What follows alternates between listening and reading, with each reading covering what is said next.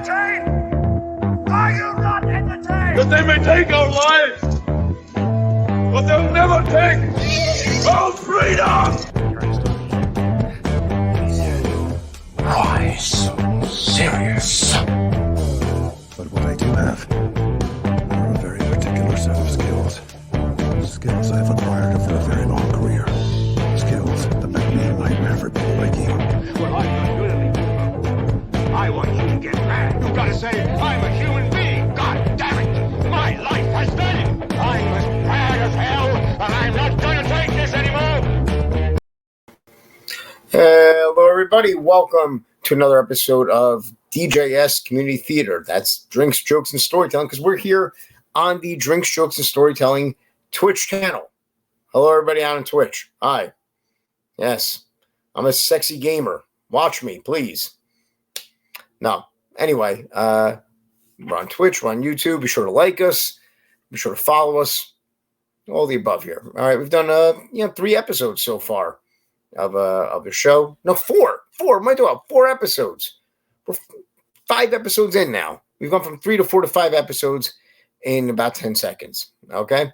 A very special guest tonight. Someone I'm very excited to talk to. Okay. He's coming to us from Connecticut, and Stephen Olson. Hello. Hey there, Stephen. Hi. How are you doing? I'm doing good today. You know, Stephen and I met in a writers group. It's a lot of fun. It's a collective of writers. They get together. They they do readings of their work. And what's great is, we were talking about the majority of the writers are out of Philly. I'm in North Jersey. Stephen's in Connecticut. And, with this style of theater, these meetings now, we're really just getting to meet a lot of people we never would have had the opportunity to meet before. We've really been able to, broaden the contacts we make, the people that we work with, get out of your little corner. And that's, been the, if there's any benefit of this, that to me is one of them. Yeah, it's been a lot of opportunities out there lately. I mean, COVID has caused a lot of problems for people and for the world. Mm-hmm. For me, it's opened up a lot more writing opportunities. And I think the main reason for that is a lot of theater groups have gone online and much more receptive to different material than they would have been if they've had to invest putting on a stage play. Yeah, I agree. It's like, if all we're doing is a reading for now, we'll take a chance on more people. We'll look outside of our small circle that we had. If our circle was this before, now it's this. And, right. So there's some benefit to that, Now, Steve, when I met, I'm trying to not be, I'm going to be very nice here because I mean it in a good way. You said to me, I'm a writer who got into this at a much older age, is what you told me. Right. Yeah. So I flunked my way through high school. I was not the best of students, so thinking about writing really never even crossed my mind. Mm-hmm. What happened for me was my son decided he was going to college, and one of his ideals was to go to study theater. Well, I hadn't actually thought he had done anything with theater.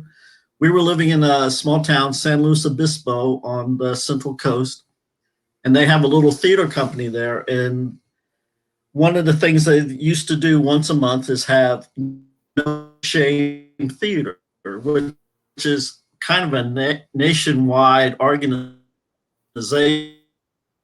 that some theater age, anybody can come in. You just have to be in line at the right time. You get whatever you bring in, you can present. So I told him, let's go and, see if it's something you want to be involved with.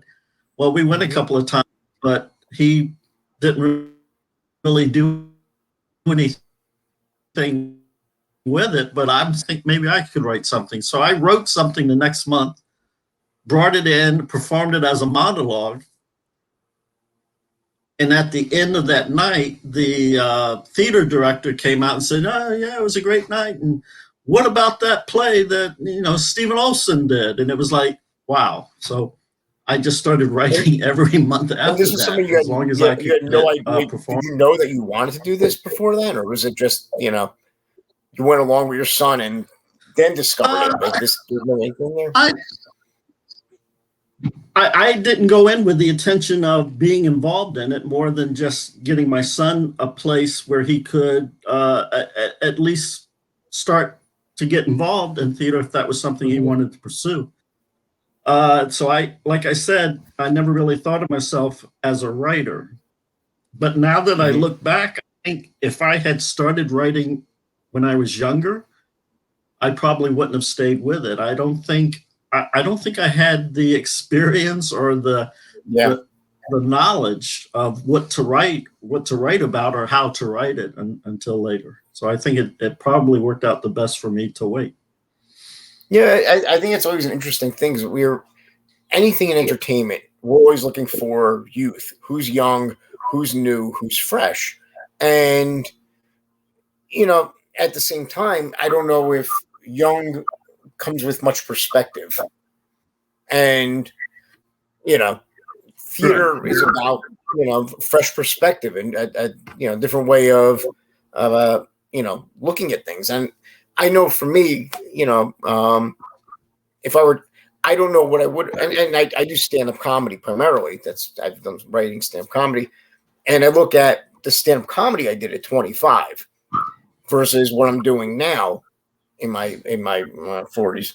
And it's just very, I have more to talk about. I have more experience. I can relate maybe to an audience in a greater way. When I don't really know what I had to really say to them at 20, I had to like really reach to, I can come up with some funny stuff, but it's not really going to be stuff that's, maybe has the most thought to it. And I think that as we're older, we're secure, we can look back and see our flaws. And when we're younger, we're thinking, we know everything. We have no flaws, but we don't have experience either. So we don't know, we haven't made the mistakes that we're going to learn from yet. But as you get older, you start to learn more from your mistakes than you would have when you were younger. Yeah, I do think one of the nice things about theater as a medium is I do think it's one of the it's one of the parts of entertainment that they allow you to age. Like you can be older and be involved, and people aren't really looking to push you out the door at 40 the way they would in, say, a writing room on a TV sitcom. Yeah, there's there's more of an openness, I think, to older people being involved. Yeah, I think you're right. I guess for me though, most of the groups that I participate in, it's older people. And sometimes we present scripts where we need like a teenager, and so we get some 50-year-old person to read a teenager's part because some of the groups we can't get people into. So, well, I think you can pull it off. Yeah. So, all right. So that was your first play. Yeah. Now your first play was part of that group where you brought your son. What came next? What came after this?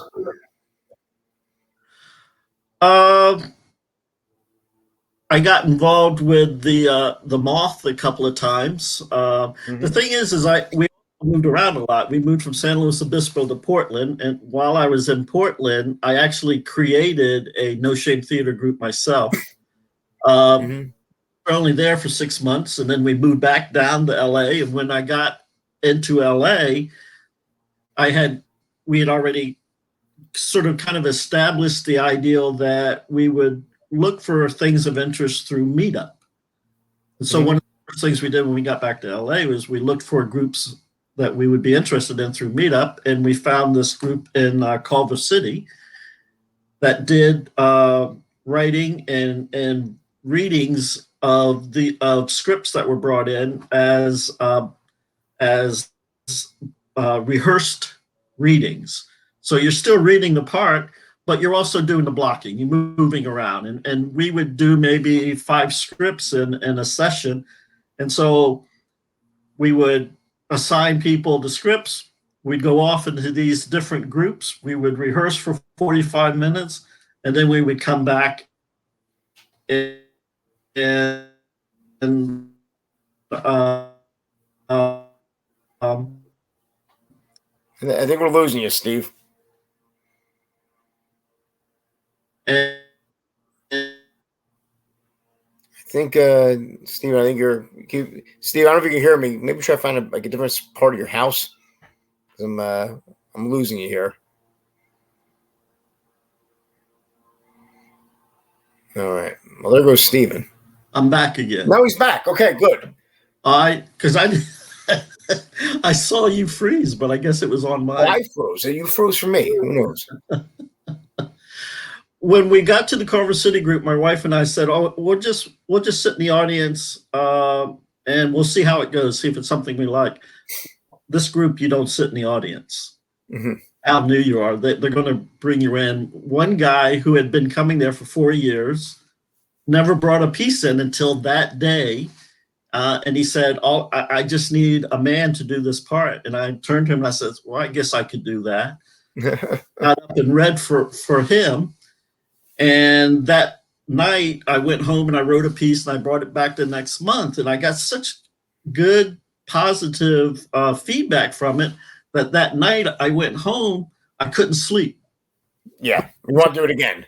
There was this kind of high from getting some positive feedback for something like that. So I said, okay, I'm just going to outline the story, and then tomorrow I'll write it. I was up till 2:00 that morning, and I wrote two more plays, and so brought them back in. And it was like every month I was writing another play because they're short pieces. They're like 10 minutes. Yeah. Have you written a longer piece yet? Actually, I have. When I was doing the No Shame Theater in San Luis Obispo, one time I started writing the story that I wanted to write, and I kept trying to cut it down and says, there's no way I can do this in 5 minutes, because in No Shame Theater, it can't go over 5 minutes. So what I decided to do was do it in pieces and bring in each piece each month. And so it turns out to be a longer piece because it ends up being 6 scenes that I do as a monologue. Mm-hmm. Son was sitting in the audience during one of the first readings, and it's introducing some of the characters that are going to play into the other parts. And my son came over to me later and says, boy, the audience was just really upset by how your father treated you. And they were so sad. They really felt bad for you. And I'm going, well, wait a minute. Don't they know it's a play? All this is made up. So I said to him, what are they going to think when I get to the part where I help my friend bury the body of a little girl that he accidentally shoots? And he goes, I don't know if they're going to be that. When I got to that scene, usually the writers would go out at the end of the show, out into the lobby, and we would talk about what had been read, what had been done. Nobody came up to me. They don't want to know what's going on up here. Yeah, they're afraid. And then one person came over to me and said, how much of that story is true? I'm going, none of it's true. It's a story. I think people have an assumption that we can't just invent stuff, that everything comes from some personal inspiration. Because I guess largely for a lot of people it does. There is an inkling of some truth in what they're writing. And you're right. I think people go oh, well, anybody who can think this dark must be must have some dark secret buried in there somewhere, right next to that little girl. And I think the other issue was usually with No Shame Theater, people are bringing in the script for the first time, handing it to a person for the first time. So they're reading it. Mm-hmm. I memorized it. So I'm not reading it. And so as I'm saying it just like I'm telling a story. And I guess because I wasn't reading it from a piece of paper, I was telling a story of something that actually happened. Now, before we get with your your actors and we do our reading here, you use this term "no shame theater" a few times.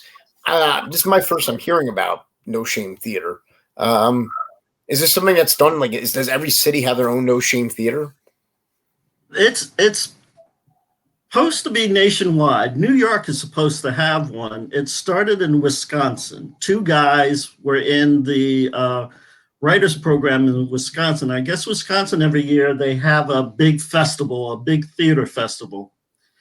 And a lot of the acting students participate in this festival. Well, these two writers could never get into the festival because they would always bring in writers from the outside, but use the actors from the college. Mm-hmm. So two guys sat together and they said, we need to do something for ourselves. So they decided that they were going to perform their pieces in the back of one of their trucks in the parking lot of the school. And they said, and so they said between them, we can do this out of our truck and we can do it, whenever we want to, we can do whatever we want to. And there's no shame in that, right? And so that's where the name came from. And so they kept performing, and they would do it once a month, and they would do it whether it rained or not, no matter what the weather was. And eventually some theater person from New York heard about them, came out to Wisconsin, saw them perform, and asked them if they would do the same thing, bring it to New York. When I was in LA, they were trying to start it up again. There used to be 3 No Shame theater companies in Los Angeles, but when I got back there, they had all kind of dissipated. A lot of people think that maybe it was the internet kind of killed it, or the fact that people would prefer going to regular theater rather than going to a No Shame theater performance. But the thing is they don't restrict it. So anything can happen, because all you have to do is show up and say, my name is, and I'm my piece, and they sign you up, and you go out and perform it or give it to someone. This sounds a lot like when you start in stand-up, you do open mics. Yes. And the fun part of open mics is you'll see some things that are like, you'll see nobody's great yet, but you'll see some people you go, oh, there's potential there. You're seeing like that first like inkling of, oh, this person has something. But you also have people who are just out of their minds, completely crazy too. Yeah. And both are fun. Both are a lot of fun. Excuse me. Like, the worst thing you can be in that kind of situation is boring, because you want either, potential, this guy's going to be great, or, where's this person been all these years, or this person is out of their mind and I don't want to look away. Right. And, if you go into your average comedy club on a Friday night where people are paying good money for this, they're not going to get that. They're not going to get, they'll get something very well polished and will probably be very funny, but that craziness isn't there. And that sounds great. I'd like to, find some of my own No Shame theater and go to it. All right. So listen, why don't we bring your actors on? We'll okay, great. Your play here. When he tells there we are. Here's Jeff. Jeff. And Rebecca Ray. And Rebecca Ray. The piece is called What Was It Said? It's a short piece. I guess I'll be doing the narration, because this piece is kind of, particularly in the beginning, it's heavy in narration. Okay. Do you want to say who each character they're playing is? Yeah, I'd actually have to look at the script to see the names. I do it all the time. I always forget the names of my characters. So Rebecca is Della, and Jeff will be Eric. All right. So I will be stopping my cam, and Stephen, take it away. Okay. Interior restaurant day. Della, 29, female, sits at a table eating breakfast. She takes a bite, closes her eyes, smiles, and emits a low humming sound, then eagerly eats another bite. Across from Della sits Eric, 30, male. He's resting his cheek against one hand, and he stirs a cup of coffee with a spoon from his other hand. Della lays her fork down and lifts up her coffee and takes a sip. As she sips the coffee, her eyes widen and looks directly at Eric. She lowers her eyes, sits down to coffee, smiles, picks up her fork and takes another bite, still smiling. Eric stops his stirring, drops the spoon to the table, sits back in his chair and crosses his arms, staring back at Della. Della finishes her bite, looks over to Eric. She picks up a knife and butters a piece of toast. Looking directly at Eric, she crunches on the toast. She places the remaining piece of toast down, picks up her coffee, and takes another sip. Eric uncrosses his arms, slaps one hand on his leg, looks away from Della as he presses both fists into his hip. Della sits her coffee down, picks up her fork, and reaches over with it to Eric's plate. She picks up a piece of egg from Eric's plate and eats it. She emits a low hum as she chews the egg. That's really good. Why aren't you eating? Eric looks over to Della. He reaches for his coffee, but does not pick it up. He slumps back in his chair. Something wrong with the coffee? You're not telling me everything. I'm not. No, you're definitely not. If that was true, then how could you possibly know I haven't told you everything? Eric picks up his fork, reaches for his food, then flops the fork back down. That doesn't make any sense. Della picks up her coffee. It doesn't? Della takes a sip. But the food comes and you just stop talking. And that doesn't make sense. No, it doesn't. I don't know about you, but usually when food comes, I eat it. Okay, wait.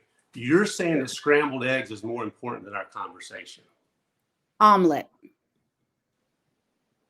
What? It's not scrambled eggs. It's an omelet. Maria's special.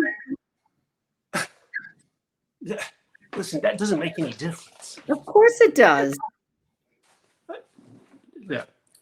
How does it make a difference? It's all eggs. When it's in a shell, it's an egg. When it's in a Maria omelet, it makes a difference. Wait. Okay, wait. You're just avoiding the issue.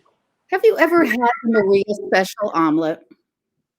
No, I prefer the Benedict. The Benedict is good, but you should at least try the omelet. Della slides her plate over to Eric. It's avoidance. Try it. Della takes a piece of the omelet and holds it up to Eric. Eric accepts the bite. He closes his eyes and lightly hums. He nods his head and opens his eyes. Well, But that's good. I mean, really good. better than the Benedict? Well, just about. I mean, the Benedict's good, but there's something. Eric reaches for more of the omelet and takes another bite. There's something different. Yes, and it's mine. Della slides her plate back to her side. Eric holds his fork in the air. Hey, do you like Benedict? It's quite good, but I But how prefer about splitting? half and half. Sure. All right. Eric slides his plate over to Della. Della puts half of her omelet on Eric's plate and takes half of his Benedict, then slides Eric's plate back to him. Eric takes a sip of coffee and frowns. What's wrong? It's cold. You waited too long. Yeah, I don't know. Eric stands up. You know what? I'm going to get it refreshed. And when I get back, there better be just as much omelet on my plate right now as there is right now. What? Don't you trust me? Eric stands for a moment, looks away from Della, It's a test. down at her. As I said before, you have nothing to worry about. Mm-hmm. We'll see. Eric walks away. Della looks over her shoulder as Eric walks away. She picks up her fork, reaches over to Eric's plate. She smiles. then withdraws her fork and takes another bite from her plate. Hmm. Hmm.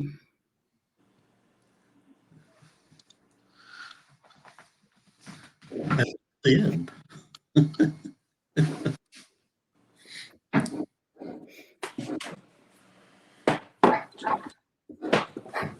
We need some books in the bookcases.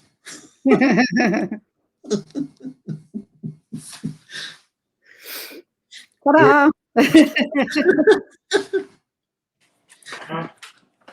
Again, I appreciate you guys coming in like this, and last minute and without rehearsing, and it's great. I think you got the characters really well. I enjoyed it. There we go. I'm back now. Hello. I'm right here. I turned my camera off. My hair went crazy. Thank you. All right. So we very nice job there. I do want to talk about the idea of what wasn't said, but we have a comment from Megan Francis. Hey, Megan Francis, saying that No Shame Theater was started in Iowa in the back. Okay. So it was Iowa, and wants to know if anybody's reading the chat, and now we are. Yeah. So no fear. So if you guys have any who are watching, if you have any questions for our cast, for Stephen Olson, put them in the chat, and we'll get to it there. So, I love the concept of what wasn't said. Just the idea that so much of writing is about exposition, and it can be I guess intimidating for a writer, because the whole time you're going, will the audience get this? Will they understand? Or do I have to spell everything out for them? And with this play here, you're allowing the audience to figure out for themselves, what isn't being said. So let me ask you guys, what do you think is not being said? I would love to ask Stephen, because I think it could be, as you said, so many things. It could be a huge range of things. Did you intentionally leave it open-ended for the audience to kind of put their thoughts onto it, or did you have in mind something that was a subject? Well, to tell you the truth, it actually was motivated by another piece that I wrote that I presented to another group. And it was two men sitting in a car at night at an airport, just watching the planes fly over them. Mm. One of them has a problem that he's trying to figure out, and the other one is there to kind of support him. And one of the feedbacks that I got after the piece was done was they said, I really wanted to know what the relationship was between the two of them, but I didn't know until they started talking about their father, and then I knew they were brothers. But I really wanted to know that sooner. And to me, it's like, if by the end you know that they're brothers, then you don't need to know that at the very beginning. So what I've been kind of playing with is trying to write as little as possible to be able to tell a story. So that story didn't want to start off with saying, hey, brother, how are you? Or something like that. I wanted to give you just these little pieces of information, so by the time it was done, you could figure out what the relationship was and what was going on between them. And so in this one, I didn't want to start with the conversation that these two people were having. I wanted to start with, you're not telling me everything. So at that point, you already know that there's been a conversation. Right. But you don't need to know what the conversation was about. I wonder if there's like a natural tendency then that, here's two people in a relationship there. We use our own relationships then to kind of fill in the blanks. I wonder if we kind of, if everybody who sees is going to have a different idea of what the full conversation was, and we're putting our own experience into that. Yeah. Sorry. Go ahead. Oh, no, I was just going to just real quick because I mean, number one, I love Stephen's writing so much, but you know, when I picked this one up and I read it the first time, it was literally for me the audience was the lady sitting behind me in the booth, and she was doing just what you were saying, Vinny, is putting her own spin on the little bit of that slice of life that she heard, and she doesn't need the whole story. To create this whole, and she's going to go home and she's going to be front porch and gossiping this and turning it into whatever she wants it to be. So, yeah. I like that a lot. I like that idea a lot. And I guess go ahead.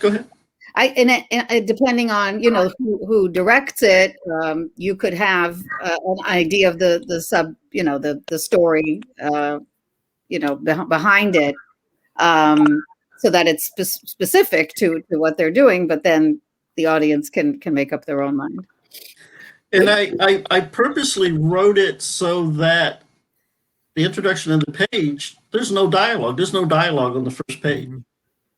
But I think the action kind of shows those two characters and what they're going through. The man is obviously frustrated, and the woman knows he's frustrated, and she knows how to kind of him. She's playing a little bit of cat and mouse with him. Yeah.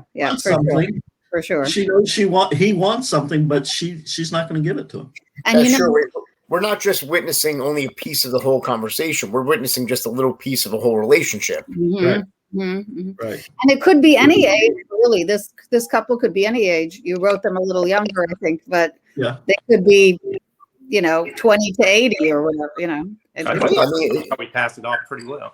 It could be a young couple like these two, or it can be a couple that has had a lot of but no, I'm being serious though. You're right. It could be a couple that is a new relationship and learning about each other, and a couple that doesn't need to say everything because they've been together for 30 years. Exactly.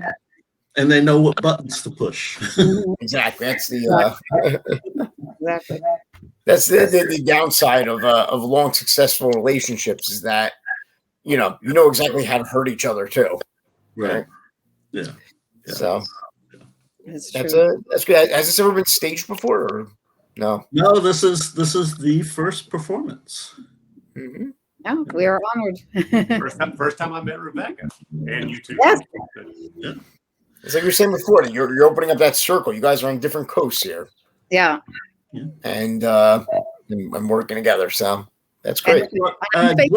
Jeff and I met in California. Mm-hmm.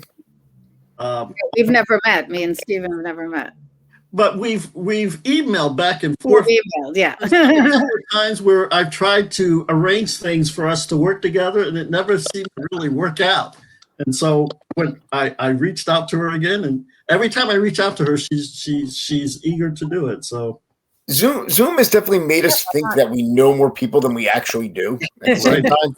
Because I keep going like, oh yeah, I know him, but no, I don't. I've never met them. I don't know if they have legs. I have no way of knowing. I've never heard. Yeah, I would suggest to you a person you might want to interview, and you may have come across him because he is the Zoom 6 Degrees person. His name is Rex McGregor. Mm-hmm. He's from New Zealand. Oh, okay. But he is everywhere. He's even in the Philadelphia group. Oh, I'll have to have him on, but I don't want to be on at a weird time. I don't have to do this at New Zealand time here. Yeah. No matter what time our performances are, he shows up. Now, Steve, to me before that, you are doing something that you've never done before. Coming up this fall, you are actually working with kids. Yeah, I just happened to see a post. That's the other thing that I've learned to do now that I'm older. Is no matter what opportunity comes along, I go for it. Mm-hmm. I don't say, oh, maybe I shouldn't do this. I've never really directed a youth theater before, but no, I'm going to put my name in there. And they contacted me back. Mm-hmm. We had a kind of Zoom meeting with the director of the theater. I guess it's something they do once a year. They get together and they provide the youth in the area. This is going to be done in Waterbury, Connecticut. I had a play that I've been trying to get put on just so that I can see. Even she knows Rex. Everybody knows Rex. Yes. I've been trying to have this play produced, and so I submitted it, and the director really liked it, but he didn't think it was appropriate for the age group. Mm-hmm. So what I did then was I had a bunch of short scripts that all take place on a park bench, and I pulled them all together. And now I have a narrator who starts the play sitting on the park bench, and he talks about how you see the world from the bench and how things happen while you're sitting there. And then each play, he introduces the play, and then he goes away. The play is done on the bench.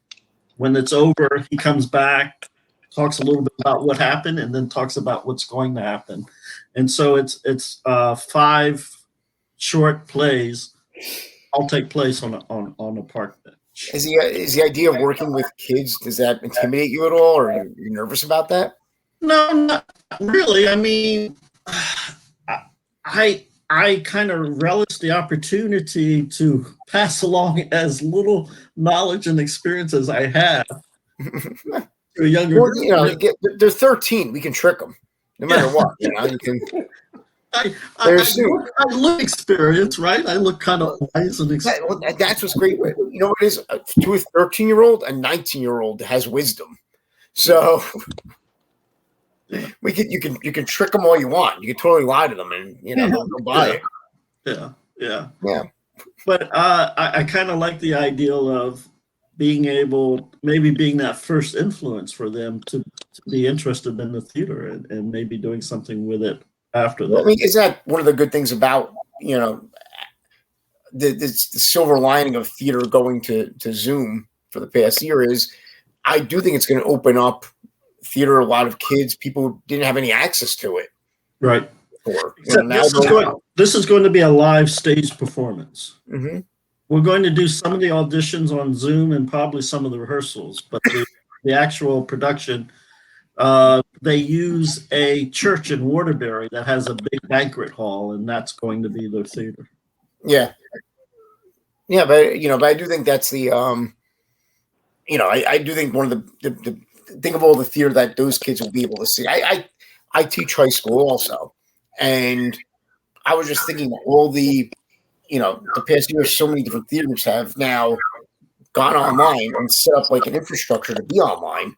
Right. And they're going to get to see, from a classroom in New Jersey, they'll get to see theater from England and sure, yeah. And from Rex in New Zealand. They'll see it all. Yeah. And I think the theater companies will continue to use Zoom for auditions and probably for some rehearsals because it's so much easier to get all your actors together in one place if you're on Zoom. Tapes are here to stay, I think. Yeah, the most, when I had to play a few years ago, the most frustrating thing was scheduling rehearsals because it's whenever anybody's available. I can't do this day, I can't do that day, and you want to be like no, you got to do it, but you realize, oh, I'm barely paying you people anything. I can't do I can't make too many demands here because there's not much money involved here. So it's great to have actors who are willing to do this without pay. So that's always encouraging. No, I'm paying them. We're gonna. Yes. Oh, I'll be Venmoing them vast fortunes here. All right. As soon as we're done here. All right. So before we go, anybody want to plug anything? You have any shows, plays? Things you want to plug it all year. Go ahead. I have a web series that I'm submitting to festivals called Driftwood, the series. And the 3rd episode is I'm just submitting it now to festivals. So that's my little plug. It's just Driftwood, the series. It's a sci-fi parody series about an alien expert who wants to get an alien egg. It's pretty wacky, but it's funny. I hope it's fun. All right. We're on YouTube. I co-wrote it. I'm in it, and some really great actors are in it. Roberta Wallach and Darren Campo, Daniel Goldfarb. But we collaborated on it together, and shot it over iPhone and Zoom a little bit. Mhm. So the first 2 episodes already got into a bunch of festivals and won some awards. Oh, good. So I'm hoping the 3rd episode will do well as well. Oh, awesome. Okay. All right. Anything, Jeff? Anything there? Yeah, I'm always just out there, getting at it, trying to live the best life I can. I mean, Stephen and I got some stuff going together. We're trying to write our own series wrapped around another good buddy who's got a really interesting concept. I don't know. I got a few things probably going to come. Remember Me, the Mahalia Jackson story is the last thing I shot. And hopefully that's coming out soon. That's going to be an incredible little production. But yeah, just staying busy, always be creating, writing, telling stories, So. And I appreciate this because Steven's always calling up and going, "Hey man, you want to do this?" Mm-hmm. With Steven, of course. But, And I will say this: it's not like you ain't never played with children before. Because every actor I've played with, I feel like I'm playing with a group of kids. It's going to be streaming, or do we get a link, or has it? To this? I know this is live, but We'll be putting it up on YouTube also. Okay, great. So, you can promote it, or if you're totally ashamed of this whole thing, promote it and report us to and have us blocked so we don't ruin your good name. And we're your fifth show, you said? Yes, 5th. Good. Awesome. And from a technical standpoint, we've shown no improvement whatsoever. And it says, "Oh, did you already mention your monthly play reading group, Stephen? Let's hear about it." That's also on Facebook. It's called LA Play Reading because it's that Culver City group that I participated in when I was living in Los Angeles. And the person who started it didn't want to do it through Meetup anymore. And because of COVID, we couldn't do it live anymore. So we decided to go the Zoom route. And we take it once a month, the 4th Sunday of every month. Mm-hmm. Writers will submit scripts that they want to do. We try to keep it down to 10 minutes. The actors who are involved will post that they want a part or they want to do a part. So the director and the actors will kind of negotiate what part they get. If they want to rehearse it during the month, they can, but we give the first 45 minutes of the performance time for them to rehearse. So we go into breakout rooms and each script gets its own room and they rehearse, come back. Then we have the performances. And then at the end, we have a discussion about the performances. All right. And anybody can join this group? Yes. All right. But it's a private group. So you can find it on Facebook, but you have to apply, and then we just let you in. We've kind of blocked about 50 people. Really? Most of them from Russia and Hong Kong. Oh dear. You just kind of have to look at their profiles, and you can see that they're not real profiles. Yeah. That's what. Usually, a bikini-clad Russian woman who's probably not a legitimate playwright. We can right. Assume. That's on my friend list, Vinny. There's nothing better than when someone like that like tries to friend you on Facebook, and then you see which of your friends they duped. Yeah, that was a lot of my oh man, what a sucker. Yeah. For you, come on. All right, guys. So listen, everybody, it's been a lot of fun. Be sure to follow us here on the Drinks, Jokes, and Storytelling page. We have a lot of great shows coming up. Also, my friend John Prover on Dystopia Tonight. Check his show out as well. Okay? Right. We'll be back in 2 weeks with a new show of DJS Community Theater. Guys, thank you. Thank you, Vinny. Thanks, Jeff. Thanks, Rebecca. Appreciate y'all.